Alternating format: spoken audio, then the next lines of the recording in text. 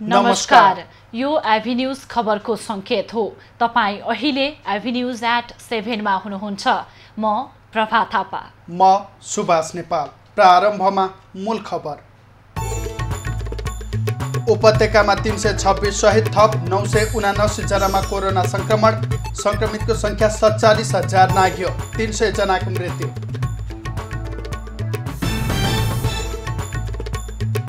पछिल्लो 24 घण्टामा 1736 कोरोना संक्रमित निको भए। नेपालमा कोरोना मुक्त हुनेको संख्या 30,000 नाग्यो। निषेधाज्ञालाई तत्काल खुकुलो बनाउन उद्योगी व्यवसायीको आग्रह। भदौ 25 गतेदेखि नियमित रूपमा व्यवसाय सञ्चालन गर्ने नाडाको सामाजिक सुरक्षालाई अपनाएर अब व्यवसाय सुरु गर्नुपर्छ।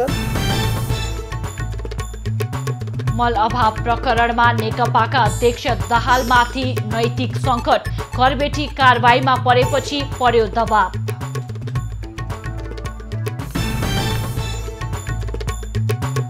महाधिवेशन नजिकिँदै गर्दा नेपाली कङ्ग्रेस भित्रको विवाद चुलिँदै। नेतृत्वले आफू खुसी गरेको भन्दै नेताहरूको असन्तुष्टि। उहाँले मान्छेलाई आकर्षित गर्न मात्रै विभाग गठन गर्नुभयो।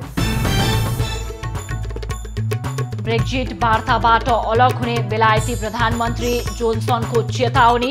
आफ्नो अडानमा पुनर्विचार गर्न EUका प्रतिनिधिहरूलाई आग्रह। र चीनले अरुणाञ्चलसँगको सीमा क्षेत्रबाट आफ्ना 5 नागरिकलाई नियन्त्रणमा लिएको भारतको आरोप। जेलमा राखेको दाबी।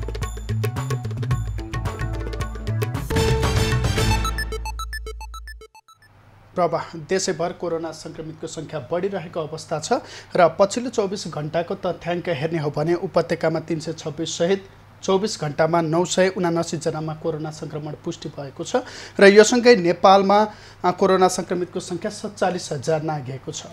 हो सुभाष, त्यसैगरी नेपालमा कोरोना संक्रमणका कारण अहिलेसम्म 300 जनाको मृत्यु भइसकेको छ भने पछिल्लो 24 घण्टामा 1736 कोरोना संक्रमित निको भएका छन्।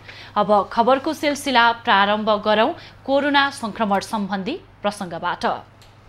नेपालमा कोरोना संक्रमितको संख्या 47,000 नागेको छ। पछिल्लो 24 घण्टामा 979 जना संक्रमित थपिएसँगै संक्रमितको संख्या 47,236 पुगेको हो। विगत 24 घण्टामा 9,218 वटा नमुनाको PCR विधिबाट परीक्षण गर्दा 640 पुरुष र 338 महिलामा संक्रमण पुष्टि भएको हो। कोरोना संक्रमण मुक्त हुनेको संख्या पनि 30,000 नागेको छ।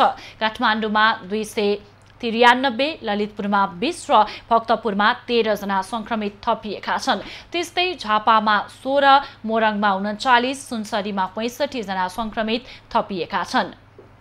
त्यस्तै धनुषामा 44, सिराहामा 41, काभ्रेमा 28, मकवानपुरमा 73, कास्कीमा 30, बर्दियामा 41, बाँकेमा 42, रूपन्देहीमा 41 जना संक्रमित थपिएका छन्। मोरङ, सुनसरी, धनुषा, पर्सा, बारा, रौतहट, सर्लाही, काठमाडौँ, ललितपुर, चितवन र रूपन्देहीमा 500 भन्दा बढी सक्रिय संक्रमित छन्। डोल्पा, मुगु, हुम्ला, मुस्ताङ र ताप्लेजुङमा संक्रमित व्यक्ति छैनन्। एकै दिन 1736 जना संक्रमण मुक्त भएपछि निको हुनेको संख्या 30,677 पुगेको छ। संक्रमण मुक्त हुनेको संख्या 65% रहेको छ। अहिले देशभरि 16,259 जनामा सक्रिय संक्रमित रहेका छन्। तीमध्ये 7,190 जना घरमै र 9,069 जना संस्थागत आइसोलेसनमा रहेका छन्। 171 संक्रमित ICUमा र 20 जना भेन्टिलेटरमा रहेका छन्। यो सँगै PCR परीक्षण हुनेको संख्या 7,77,563 पुगेको छ। अहिले देशभरि 4,739 जना भन्दा केही बढी मानिस क्वारेन्टिनमा छन्। पछिल्लो 24 घण्टामा थप 11 जनाको मृत्यु भएको छ। 7 पुरुष र 4 महिलाको मृत्यु भएको हो। मृत्यु हुने 4 मध्ये 3 महिला काठमाडौँ र 1 जना कास्कीका छन्। त्यस्तै पुरुषहरू सिराहाका 2, मोरङका 1, सर्लाही, दोलखा, मकवानपुर र बाँकेका 1-1 जना छन्। यो सँगै मृत्यु हुनेको संख्या 300 पुगेको छ। व्यवसायीहरूले लकडाउन र निषेधाज्ञा खुकुलो बनाउनुको विकल्प नभएको बताएका छन्। निषेधाज्ञाको स्वरूप परिवर्तन गरी अर्थतन्त्रलाई चलायमान बनाउनु पर्ने उनीहरूको भनाइ छ। जसले तलब खुवाउनु पर्दैन, जसको स्वतः तलब आइरहन्छ, उनीहरूले मात्रै लकडाउन गर्नुपर्छ भनिरहेको गुनासो व्यवसायीको छ। सरकारले गत जेठ महिनासम्मको स्थितिलाई हेरेर बजेट मार्फत 50 अर्बको स्टिमुलस प्याकेज ल्याएकोमा अहिले लकडाउन लम्बिँदै जाँदा त्यसले नपुग्ने भएकाले 2 खर्बको प्याकेज ल्याउन पनि व्यवसायीले माग गरेका छन्। यो व्यवसायीहरूको उद्योग खत्म भएर यसलाई चाहिँ नि हामीले त्यो बेला पनि लङ टर्म हेरेर 200 अरबै भनेको थियौँ। अहिले पनि हामी 200 अरबकै स्टिमुलस प्याकेज ल्याउनु पर्यो। व्यवसायीहरूले नेपाल राष्ट्र ब्याङ्कले ल्याएको पुनर्कर्जा कोषलाई पुनर्संरचना गर्नुपर्ने र अन्य व्यक्तिगत एवं साधारण कर्जालाई पनि पुनर्संरचना गर्ने व्यवस्था मिलाउन माग गरेका छन्। व्यवसायीहरूले प्रधानमन्त्री केपी ओलीलाई लकडाउन र निषेधाज्ञा खुकुलो बनाउन आइतबार आग्रह गरिसकेका छन्। व्यवसायीहरू आफ्नो व्यवसायलाई निरन्तरता दिन पाए जस्तो सुकै परिस्थितिमा पनि सरकारलाई राजस्व र भ्याट तिर्न तत्पर रहेको पनि स्पष्ट पारेका छन्। अटोमोबाइल्स एसोसिएसन अफ नेपाल नाडाले भदौ 25 गतेदेखि सम्पूर्ण व्यवसायीलाई नियमित रूपमा व्यवसाय सञ्चालन गर्ने भएको छ। नाडाको सोमबार बसेको पदाधिकारी बैठकले भदौ 24 गतेसम्मको निषेधाज्ञा अन्त्य भएपछि नियमित रूपमा व्यवसाय सञ्चालन गर्ने निर्णय गरेको हो। सरकारले देशको अर्थतन्त्रलाई बुझेर व्यवसाय गर्न पाउने गरी सहजीकरण गर्नुपर्ने नाडाका अध्यक्ष कृष्ण प्रसाद दुलालले बताएका छन्। व्यवसायीहरूले र बुझेका आफूले जानेका कुराहरूलाई चाहिँ परिपालना गरेर सामाजिक सुरक्षालाई अपनाएर अब व्यवसाय सुरु गर्नुपर्छ र 25 गतेबाट आफ्नो व्यवसाय खोल्नका लागि नाडाले चाहिँ आह्वान नै गर्दछ र हामी सबै व्यवसायी मिलेर हाम्रो व्यवसायलाई बचाउँ, अब मर्न नदिउँ, कमसेकम यो वर्षलाई बाँच्ने गरी ठाउँमा पुर्याउँ भन्ने चाहिँ हाम्रो चाहना हो र त्यही कुरा हामी सम्पूर्ण अटोमोबाइल व्यवसायीहरूलाई अनुरोध गर्न चाहन्छौँ। नाडाले कोरोना नियन्त्रणका लागि शोक मनाएर बस्दा बस्दै भोक लाग्ने बेला भइसकेको जनाएको छ। पछिल्लो समय भारत, पाकिस्तान लगायत विश्वभर लकडाउन खुलिसकेको अवस्थामा नेपालमा पनि खोल्नुको विकल्प नभएको उसको भनाइ छ। लकडाउन समस्याको समाधान नभएकाले सुरक्षित भएर काम गर्नुपर्ने नाडाले जनाएको छ। सम्झौता गरेको मितिमा मल नल्याएको आरोपमा सरकारले सैलुङ इन्टरप्राइजेस र होनीको मल्टिपललाई कारबाही प्रक्रिया अघि बढाएको छ। कारबाही अघि बढाइएको मध्ये सैलुङ इन्टरप्राइजेस शारदा प्रसाद अधिकारीको हो। उनी नेकपा अध्यक्ष पुष्पकमल दाहालका घरबेटी हुन्। मल हाहाकार बनाएर किसानलाई आहत पार्ने व्यक्तिको घरमा दाहाल बस्न मिल्छ कि मिल्दैन भन्ने नैतिक प्रश्न यति बेला उठेको छ। घनश्याम भुसालले नेतृत्व गरेको कृषि मन्त्रालयले मल नल्याएको आरोपमा सैलुङ इन्टरप्राइजेस र होनीको मल्टिपललाई कारबाही सुरु गरेको छ। भुसालले कारबाही थालेका 2वटा कम्पनी मध्ये एउटा सैलुङ इन्टरप्राइजेस हो। यसका मालिक हुन् शारदा प्रसाद अधिकारी। उनकै घर भाडामा लिएर बसेका छन् नेकपा अध्यक्ष पुष्पकमल दाहाल। सैलुङलाई कारबाही गर्ने मन्त्री भुसाल नेकपाकै स्थायी समिति सदस्य हुन्। पार्टी भित्रको गुट र राजनीतिक लाइनका हिसाबले पनि दाहाल र भुसाल अहिलेसम्म एउटै ठाउँमा छन्। अर्थात् दुवैले भाषणमा दलाल पुँजीवादको विरोध र समाजवादको समर्थन गर्दछन्। अब यतिखेर प्रश्न उठेको छ, मल हाहाकार बनाएर किसानलाई आहत पार्ने शारदा प्रसाद अधिकारी दलाल पुँजीवादको पक्ष पोषण हुन् कि समाजवादको? दाहालको परिभाषामा अधिकारी दलाल पुँजीवादका पक्ष पोषण हुन्। दाहाल सत्तारूढ दलका अध्यक्ष हुन्। उनी बसेका घर धनीले देश र जनतालाई हानि पुर्याउने काम भएको छ भने अब नेकपा कार्यकारी अध्यक्ष दाहाल त्यो घरमा बस्न मिल्छ कि मिल्दैन? दाहालमाथि प्रश्न उठेको छ। नैतिकता मान्ने हो भने अधिकारीको घर दाहालले छोड्नुपर्छ, होइन त्यही घरमा बसिरहने हो भने उनले सार्वजनिक जीवन त्याग्नुपर्छ। होइन भने सैलुङले छाडेका निर्माणका तमाम अधुरा कामको जवाफ पनि दाहालले दिनुपर्ने हुन्छ। भएको के हो? कृषि सामग्री कम्पनीले सैलुङ इन्टरप्राइजेस र होनीको मल्टिपलले राखेको 5% बैंक धरौटी जफत गर्ने निर्णय गरेको छ। सैलुङले 4,04,02 अमेरिकी डलर र होनीको मल्टिपलले 3,77,375 डलर रकम धरौटी राखेका थिए। त्यति बेलाको प्रचलित डलरको दर अनुसार सैलुङको 4,88,49,044 र होनीको मल्टिपलको 4,56,62,375 नेपाली रुपैयाँ जफत भएको छ। ठेक्का सम्झौता भएको 4 महिना बितिसक्दा पनि दुवै कम्पनीले मल ल्याउने मनसाय नदेखिएपछि धरौटी जफत गरिएको हो। दुवै कम्पनीले मल आपूर्ति गर्ने अन्तिम समय भदौ 20 गते थियो। उनीहरूले अहिलेसम्म पनि 1 बोरा मल नेपालमा ल्याउन सकेको देखिँदैन। सैलुङ इन्टरप्राइजेस दाहालका घरबेटी अधिकारीको कम्पनी हो भने होनीको हुमनाथ कोइरालाको। सैलुङ निर्माण क्षेत्रमा बदनामी कम्पनी हो। ठेक्का प्रक्रियामा कम कबोल पछि यी दुई कम्पनीलाई मल ल्याउने जिम्मा दिएको थियो। अधिकारीको कम्पनीले पहुँचको दुरुपयोग गरेर अध्यक्ष दाहालकी बुहारीले सम्हालेको खानेपानी मन्त्रालय अन्तर्गतको मेलम्ची खानेपानीको ठेक्का पनि हात पारेको छ। मलको हाहाकार भएपछि मोरङका किसानहरू कोरोनाको समेत प्रवाह नगरी लाइन बस्न थालेका छन्। सीमित मात्रामा मात्रै मल उपलब्ध गराइएकाले घण्टौं लाइन बसे पनि किसान मल नपाएपछि रित्तो हात फर्कन बाध्य भएका हुन्। यो भिड मोरङको सुन्दर हरैचा 6 मा रहेको सहकारीमा युरिया मल लिन आउने किसानको हो। मल लिनकै लागि सहकारीका शेयर सदस्य बने पनि मल हाल्ने समय बितिसक्न लाग्दा समेत वितरण नभएपछि मोरङका किसानहरू आक्रोशित बनेका छन्। मलको लागि किनभनेदेखि तपाईको यो बेलामा यो कालमा पनि यति जनता यस्तो अवस्थामा यति जनता भेला भएको छ। के को लागि भन्दाखेरि आफ्नो लागेको यो मानो खाएर मोरी उब्जाउने बाली बिग्रिन्छ भनेर भेला भयो। साल्ट ट्रेडिङले 100 बोरा मल मात्रै दिने तर मल लिन ठूलो संख्यामा किसान आउने हुन थालेपछि सहकारी समेत समस्यामा परेका छन्। साल्ट ट्रेडिङ कर्पोरेसनबाट 100 बोरा मल प्राप्त भएको छ। त्यो कुरालाई उहाँहरूले ग्रहण गर्नुभयो। यो वास्तवमा न्यून छ। हामीलाई अब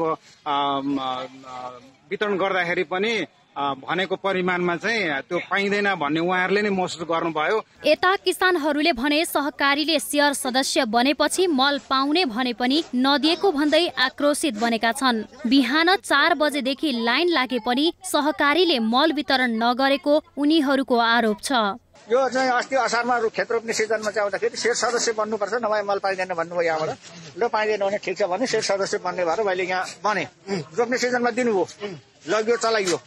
अब अहिले के भनेदेखि यो भन्दा 15 दिन अगाडि यहाँ आयो मल छैन भन्ने कुरा यहाँबाट भन्नुभयो। नभन्जाल अब हामीले जबरजस्ती गर्नु भएन। यो वर्ष 30% मल आपूर्ति गर्दै आएको साल्ट ट्रेडिङले मात्रै सहकारीहरूलाई सीमित मात्रामा मल दिएको छ। 70% बजार धानेको कृषि सामग्री कम्पनीले भने अझै मल दिएको छैन। विगतमा टोलटोलमा सहकारीले रासायनिक मल बिक्री गर्दै आए पनि यो वर्ष सहकारीले पनि पर्याप्त मल पाएका छैनन्। समयमा रासायनिक मल हाल्न नपाउँदा यो वर्ष मोरङको धानमा गभारोको समस्या समेत देखिएको छ। कृष्ण भट्टराई, मोरङ। कञ्चनपुरको ब्रह्मदेवदेखि डडेलधुरा, बैतडी र दार्चुला हुँदै चीनको तिङ्करसम्म जोड्ने महाकाली करिडोरको 1 दशकपछि बल्ल वातावरणीय प्रभाव मूल्याङ्कन प्रतिवेदन EIA तयार भएको छ। नेपाल भारतको सीमा नदी महाकालीको किनारै किनार निर्माण भइरहेको यो सडकको EIA नहुँदा लामो समयदेखि काम रोकिँदै आएको थियो। सडक निर्माण सुरु भएको दशकपछि बल्ल EIA रिपोर्ट तयार भए पनि नयाँ टेन्डरमा ढिलाइ हुँदा थप काम भने अघि बढ्न सकेको छैन।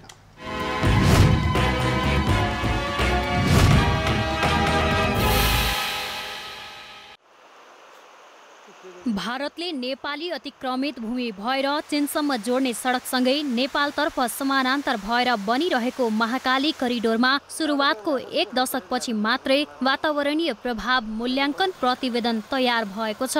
कञ्चनपुरदेखि डडेलधुरा, बैतडी र दार्चुला हुँदै चीनको तिङ्कर नाका जोड्ने महाकाली करिडोरको विभिन्न क्षेत्रमा वनको अवरोधका कारण समय समयमा काम अवरुद्ध हुँदै आएको थियो। 2065-66 देखि सुरु भएको महाकाली करिडोरको EIA रिपोर्ट केही हप्ता अघि मात्रै सम्पन्न भएको हो। 24 गते चाहिँ त्यो वातावरण प्रभाव बनाएका EIA सम्पन्न भएर अब भइसकेको अवस्था छ। त्यस कारणले गर्दा अब निर्माण कार्य गर्दा हामीलाई समस्या छैन, रूपको व्यवस्थापन गर्न सकिन्छ। वातावरणीय प्रभाव मूल्याङ्कन बनेपछि वनको अवरोध त हट्ने भएको छ, तर नयाँ खण्डमा काम सञ्चालन गर्न गत जेठदेखि अर्थ मन्त्रालयले सहमति दिएको छैन। नयाँ 117 किलोमिटर खण्डका लागि 90 करोडको टेन्डर खोल्न गत जेठमै आयोजनाले तयारी गरेको थियो, तर भदौसम्म पनि टेन्डर खोल्न सकेको छैन। अर्थ मन्त्रालयले सहमति दिने बित्तिकै टेन्डरमा जाने आयोजनाले बताएको छ। हाम्रो अर्थ मन्त्रालयमा योजना आयोग, भौतिक मन्त्रालय, योजना आयोग हुँदै अर्थ मन्त्रालयमा फाइल पुगिरहेको छ। र त्यो अर्थले सहमति दिने बित्तिकै हामीले 90 करोडको चाहिँ सहमतिमा आएका छौँ। त्यसमध्ये विभिन्न जिल्लामा गरेर 117 किलोमिटर ट्र्याक खोल्ने गरी हामीले ठेक्का आह्वान गर्ने अब तयारी।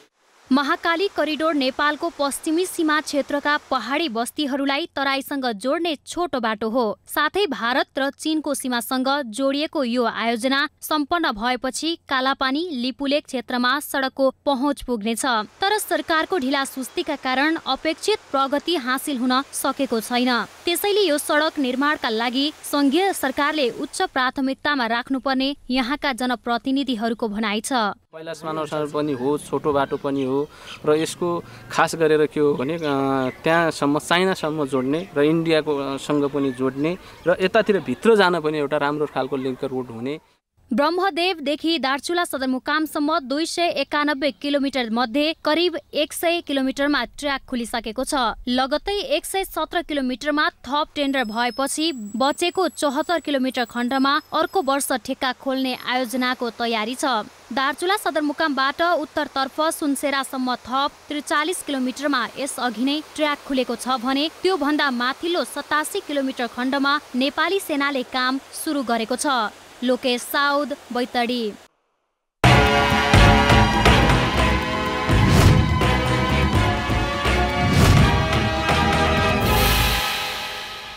कैलालीको जोशीपुर गाउँपालिका वडा नम्बर 5 सिमराना राजागौडी टोलका स्थानीय नदी कटानको चपेटामा परेका छन्। पथरैया नदी र चोरी नदीको वर्षेनी कटानले विस्थापित भएका जनताको बेचल्ली भएको छ। तर नदी कटान नियन्त्रणका लागि अहिलेसम्म कुनै तहको सरकारले पहल नगरेको स्थानीयले गुनासो गरेका छन्। दर्शकबिन, कैलालीको जोशीपुर गाउँपालिका वडा नम्बर 5 सिमराना राजागौडी टोलका स्थानीय बासिन्दा यो पथरैया नदीका कारण प्रत्येक वर्ष विस्थापित हुन बाध्य छन्। प्रत्येक वर्ष वर्षयामा उर्लिएर आउने पथरैया नदी र चोरी नदीले भएको खेतबारी बगाइदिएपछि त्यहाँका जनता भूमिहीन हुन पुगेका छन्। नदीले घर जमिन बगाइदिएपछि स्थानीय इन्द्र चौधरी सहितका 3 परिवार अहिले विद्यालयमा भोकभोकै बसिरहेका छन्। तर यसरी बस्ने बास र खाने घाँसको ठर ठेगान गुम्दा पनि कुनै तहको सरकारले फर्किएर नहेरेको भन्दै पीडित इन्द्र चौधरी दुखेसो गर्छन्। सालो तो पहिया यार सालो कटानी करत असो तो 3 घर से उठा देहलब गांव के स्कूल में बैठल आती न खाइनक पता हो न सुतनक ठेकाना हो। अब न गांव पालिका न वडा कार्यालय से कोई सुनवाई नहीं हुई हमारा। यो पीडा इन्द्र चौधरीको मात्र होइन, 2 नदीको लगातारको कटानपछि विस्थापित भई स्थानीय कृष्ण शमशेर आधारभूत विद्यालयमा बसिरहेकी गीता चौधरी पनि निकै पीडामा छन्। विद्यालयको बसाई ज्याला मजदुरीको भरमा बसिरहेका उनीहरू काम नपाएपछि भोकै समेत बस्ने गर्दछन्। घर द्वार भस्का डेलेबा हमार न खेतो हो न बारी हो कह दो तो हम बेग मजदूरी खाना मने कह के अब मजदूरी कबू मिलत कबू नहीं मिलत तो अब नहीं मिलन में कह दो अब वह मिलन में कह दो बना के खाई थी और नहीं रह तो का करबो वास्ते भूखे प्यासे मुठिया में। वरिपरिबाट नदीले घेरेर टापु जस्तै बनेको राजागौडी टोलबाट अहिलेसम्म धेरै परिवार विस्थापित भएर अन्यन्त्र गइसकेका छन् भने अझै विस्थापित हुने क्रम रोकिएको छैन। त्यहाँका स्थानीयहरूको लगभग 20 बिघा भन्दा धेरै जमिन नदीले बगरमा परिणत गरिसकेको छ। तर अहिलेसम्म उक्त नदी कटान नियन्त्रणका लागि सरकारी पक्षबाट कुनै पहल नभएको स्थानीय बताउँछन्। वर्षेनी यहाँका घरहरू विस्थापित भएर बसेर अनन्तै सर्नु परेको र वर्षेनीदेखि कटानी गर्दै यहाँका घरहरू विस्थापित हुँदै पठाउँदै गरेको र आजसम्म कुनै निकायको यहाँ ध्यान आकर्षण नभएर प्रत्येक वर्ष तर यस्तो क्षति हुँदै गर्दै जाँदा आजसम्म यहाँ व्यवस्थित भएन। खेतीयोग्य जमिन वर्षेनी नदीले बगाएर जनताको बिचल्ली हुँदा पनि तिनै तहका सरकार यति बेला बेखबर बनेका छन्। दुई नदीको बीचमा रहेको राजागौडी टोलका जनताका लागि नदी कटान कुनै नौलो कुरा होइन। तर जनताको उठीबास लाग्दा पनि तिनै जनताका औंलाले च्यापेका भोट पाएर सत्तामा गएका प्रतिनिधि मुख दर्शक बन्नु निकै दुःखद कुरा हो। सरकार पक्षबाट यथाशीघ्र उक्त क्षेत्रमा तटबन्धन हुन अति आवश्यक रहेको छ। एबी न्यूज खबर टेलिभिजनका लागि मंगल बास्कोटे, कैलाली। प्रभा, नेपाली कांग्रेसको 14औं महाधिवेशनको मिति नजिकिँदैछ। मिति नजिकिँदै गर्दाखेरि पार्टीभित्र आन्तरिक विवाद चुलिँदै गएको छ। पक्कै पनि सुभाष, र नेताहरूले आफू खुसी पार्टीका विभाग विस्तार गरिरहेको भनेर असन्तुष्टि पनि जनाइरहेका छन्। अब यसै सम्बन्धी थप खबर। पार्टीको 14औं महाधिवेशनको मिति नजिकिँदै गर्दा नेपाली कांग्रेसभित्र आन्तरिक विवाद चुलिँदै गएको छ। सभापति शेरबहादुर देउवाले आफू खुसी पार्टीका विभाग विस्तार गरिरहेको भन्दै इतर पक्षले असन्तुष्टि जनाउँदै आएका छन्। महाधिवेशनलाई प्रभावित गर्ने गरी सभापति देउवाले विभाग गठन गरिरहेको उनीहरूको आरोप छ। रामचन्द्र पौडेल र सिटौला पक्षका नेताहरूले सभापतिले आफ्ना निर्णय नसच्याए धरना दिनेदेखि लिएर आमरण अनसन बस्ने सम्मको चेतावनी दिएका छन्। यता देउबा पक्षका नेताहरूले भने विभाग गठन र शुभेच्छुक संस्थाहरूलाई पूर्णता दिने निर्णय स्वाभाविक भएको दावी गरेका छन्। संस्थापन पक्षका नेताहरू सभापति देउवाले गरेका निर्णयको बचाउमा लागेका छन्। विधान अनुसार 6 महिनाभित्र नै पार्टीका विभाग लगायत सबै अङ्गहरूलाई विस्तार गर्ने प्रयास गरे पनि सहमति जुट्न नसकेका कारण अहिले नियुक्ति गर्नु परेको उनीहरूको भनाइ छ। सभापतिले सर्वसहमत निर्णय गरौं भनेर दबाब दिए पनि पौडेल पक्ष सहमतिमा आउन नचाहेको संस्थापनका नेताहरूको भनाइ छ। सर्वसहमत निर्णय गरौं भन्दा सहमति पनि नदिने, बहुमतबाट जान्छु भन्दा बहुमतले पार्टी डुबायो भन्ने दोहोरो चरित्र पौडेल पक्षले देखाएको संस्थापनको आरोप रहेको छ। आज पार्टी सभापतिलाई सर्वसम्मत बाहेक अन्त नजानुस् भनेर औँलो ठडाइरहने, सर्वसम्मतिका लागि सहमति नदिने, बहुमतबाट जान्छु भन्दा बहुमतले पार्टी डुबायो भनेपछि अनि आफूलाई फेरि प्रजातन्त्रवादी र प्रजातन्त्रको मर्म प्रहार गर्यो, देउवाले प्रजातन्त्रमा चाहिँ आक्रमण गर्यो, अप्रजातान्त्रिक बन्यो पनि भनिरहँदा भन्ने मानिसहरूको व्यक्तित्व, पद, उहाँहरूको आजसम्मको पृष्ठभूमि आफैलाई गिज्याइरहेको जस्तो देखिन्छ। कांग्रेसका महामन्त्री शशाङ्क कोइरालाले सभापतिले विधान विपरीत गरेका कामको विरोध गर्दा पनि आफ्ना कुरा नसुन्ने गरेको आरोप लगाउँछन्। पार्टीभित्र सभापतिले मनोमानी गरिरहेको उनको भनाइ छ। सभापतिको निर्णय क्षमतामाथि नै प्रश्न उठ्ने गरी विभाग विस्तार गर्ने काम भएको पौडेल समूहको भनाइ छ। महाधिवेशनमा मान्छे आकर्षित गर्न मात्रै विभाग गठन गरिएको महामन्त्री शशाङ्क कोइरालाको दावी छ। अब यो 9 महिनामा विभाग बनाएर के गर्न सक्नुहुन्छ? के देखिन्छ भने उहाँले मान्छेलाई आकर्षित गर्न मात्रै विभाग गठन गर्नुभयो। त्यो आकर्षित किन गर्नु पर्यो भने भोट चाहियो। भोलि गएर हाम्रो महाधिवेशन आउँदैछ, त्यसमा आकर्षित गर्नको लागि उहाँले बनाउनु भयो विभागहरू।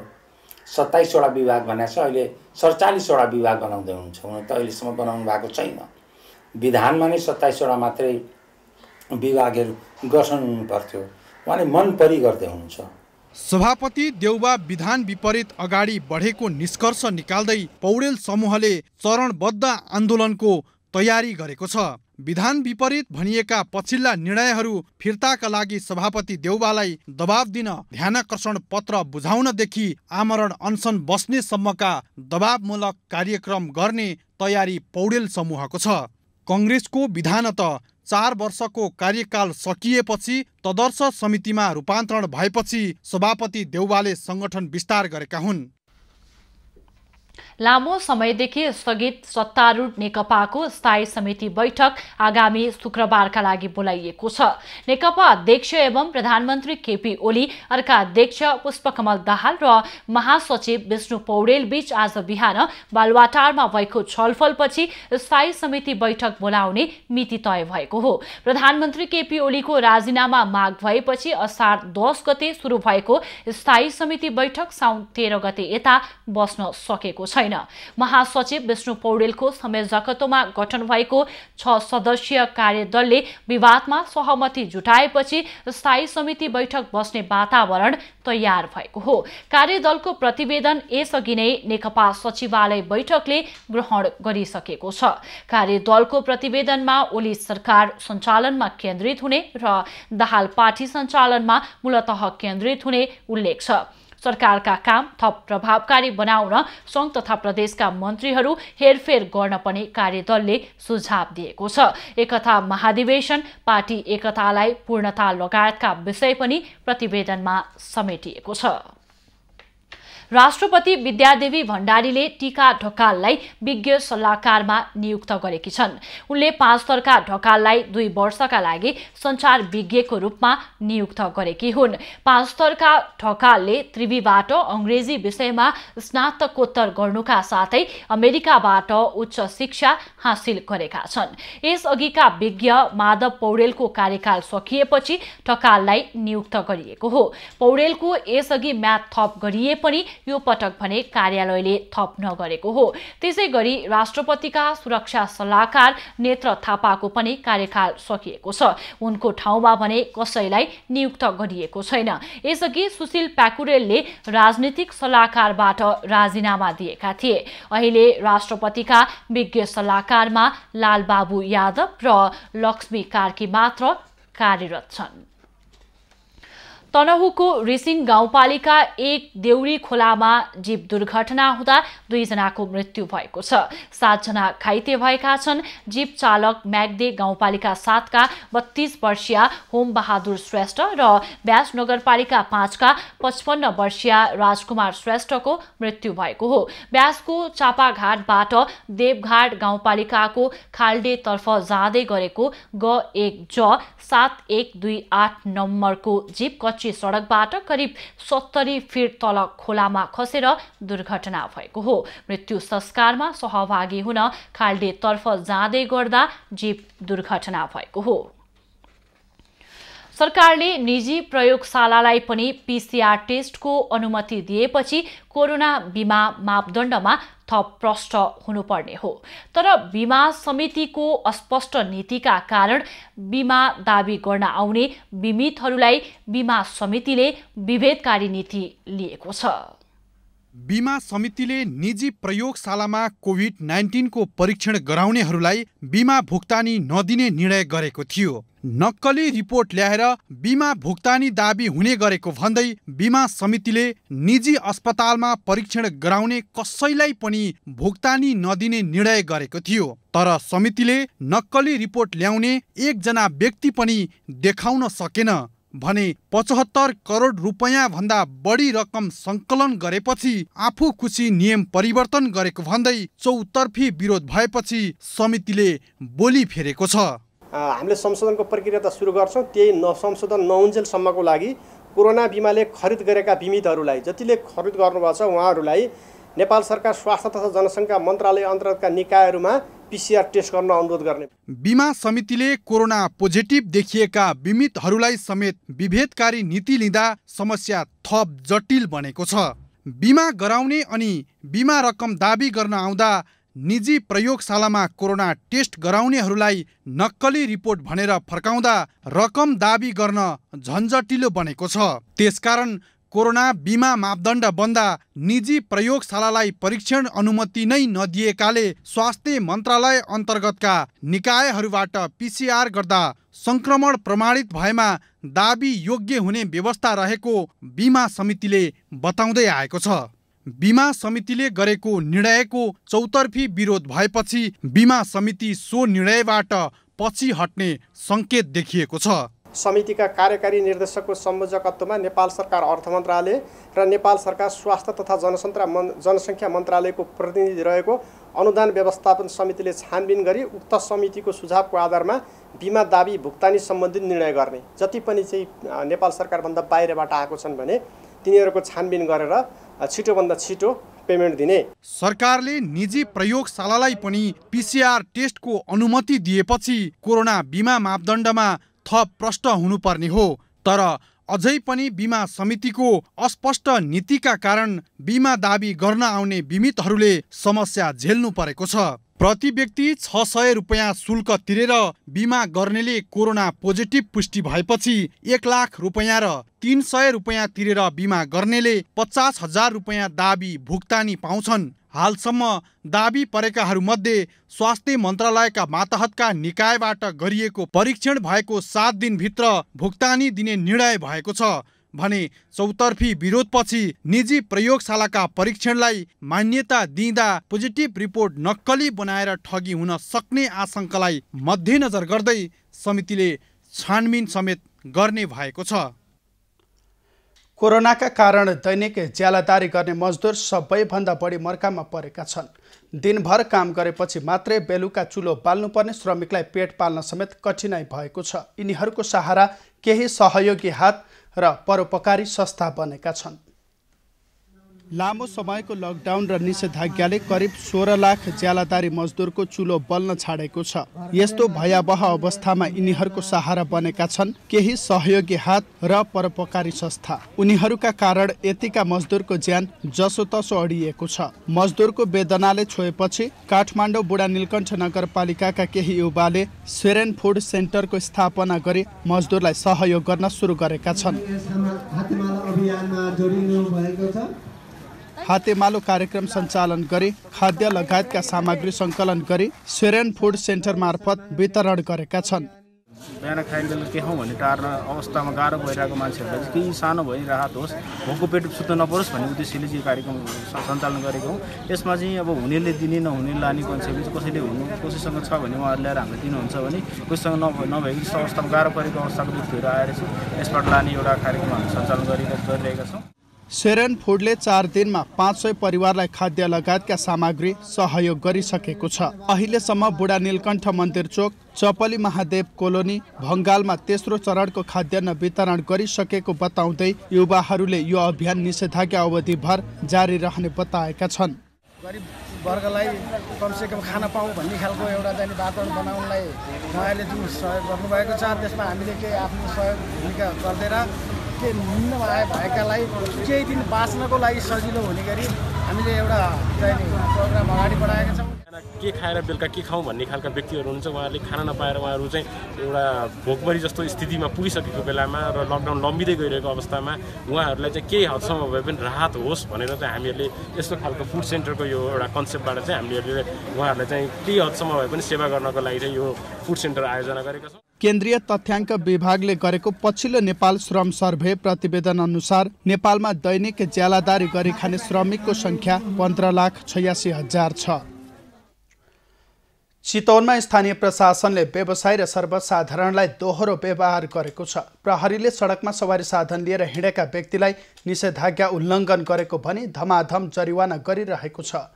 चितवन प्रशासनले निषेधाज्ञा खुकुरो बनाई निश्चित समय पसल खोल्न दिने निर्णय गरिए तापनि प्रहरीले विभिन्न नाकामा रोकेर 100 देखि 500 सम्म जरिवाना गरेको हो।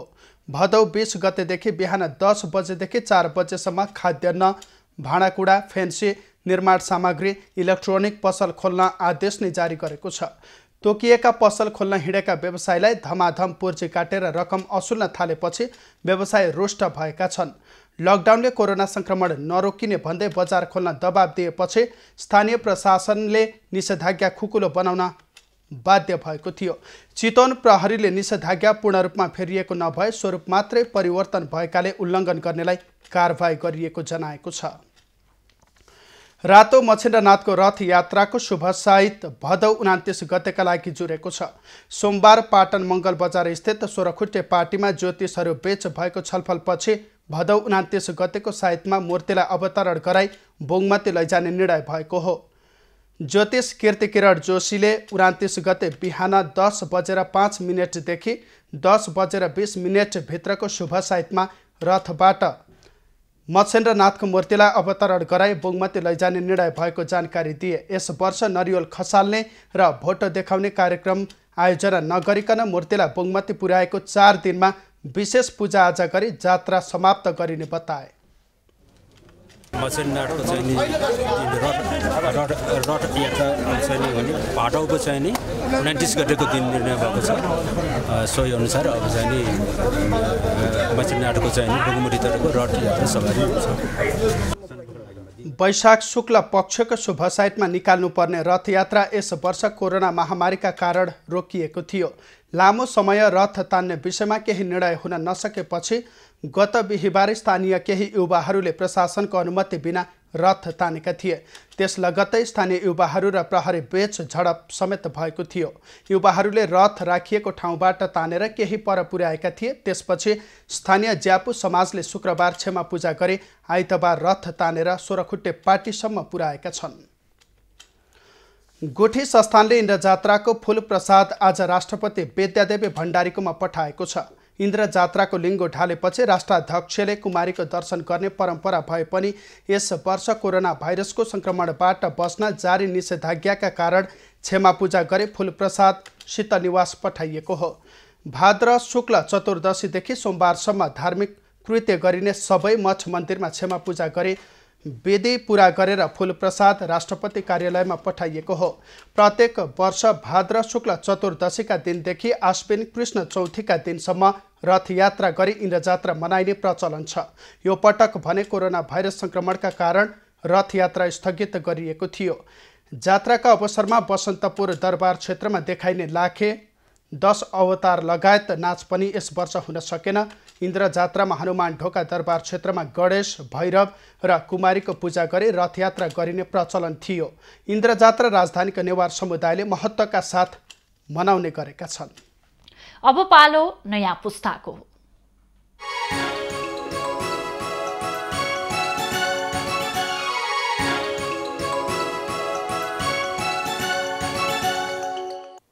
नमस्ते, नयाँ पुस्तामा तपाईलाई स्वागत छ।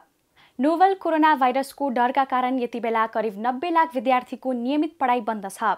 पढाइ सुरु हुन नसक्दा बालबालिका अन्योलमा छन् भने आफ्ना बालबच्चाको शिक्षाप्रति अभिभावकको चिन्ता बढ्दै गएको छ। तर त्यति धेरै बालबालिकाप्रति खास गरी सामुदायिक स्कुलमा पढ्ने गरिबका छोराछोरीको शिक्षाका बारेमा खासै कोही गम्भीर भएको जस्तो लाग्दैन।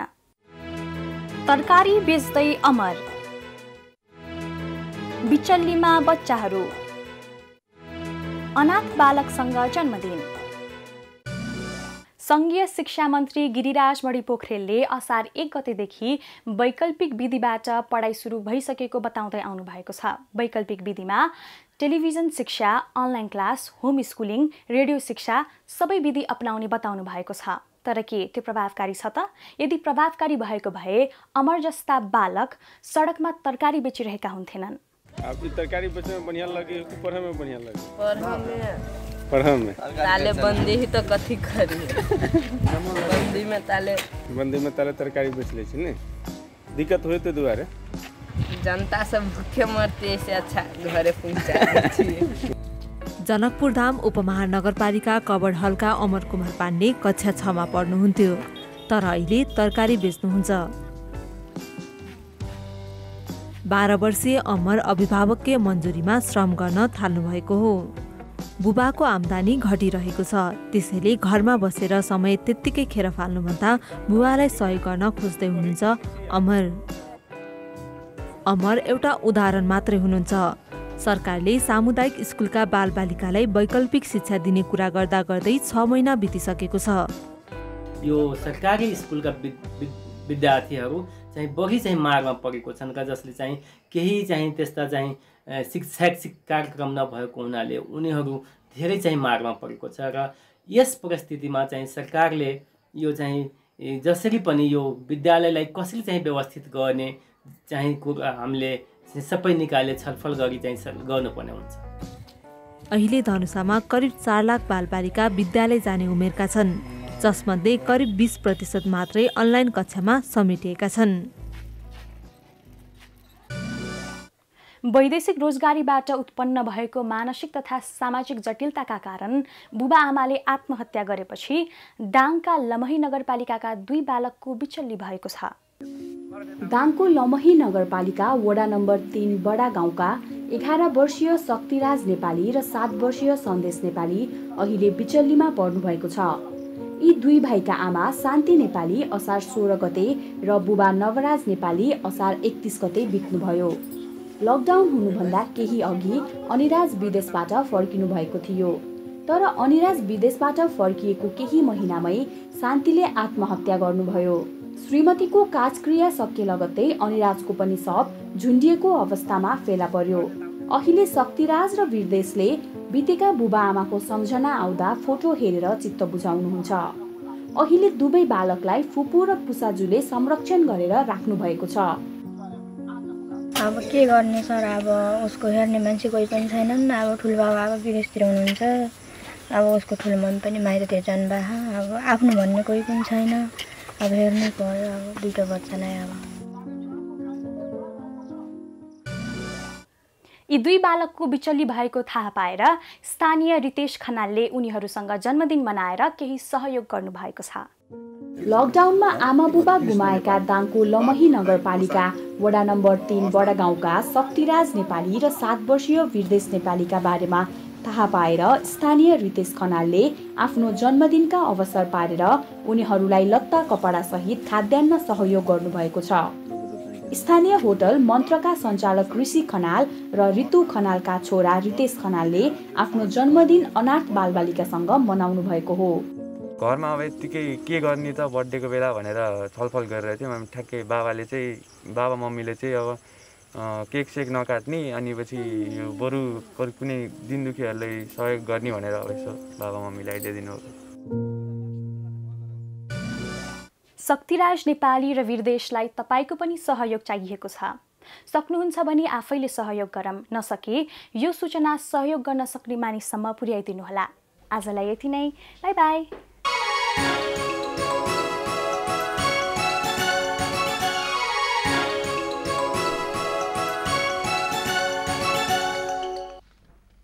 अब पालो एभिन्यूज एट मौसमको। एभिन्यूज एट मौसमको साथमा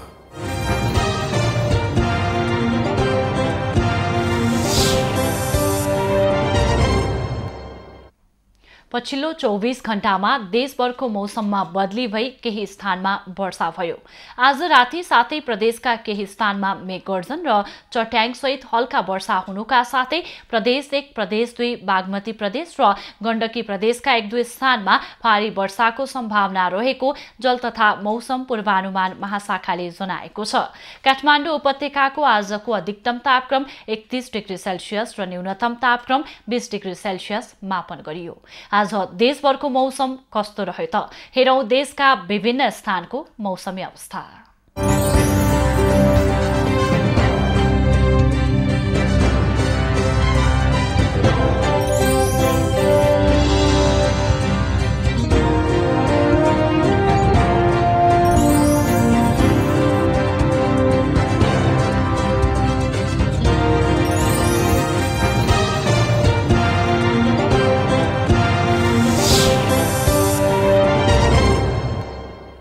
अहिलेलाई खबरको क्रम यति नै।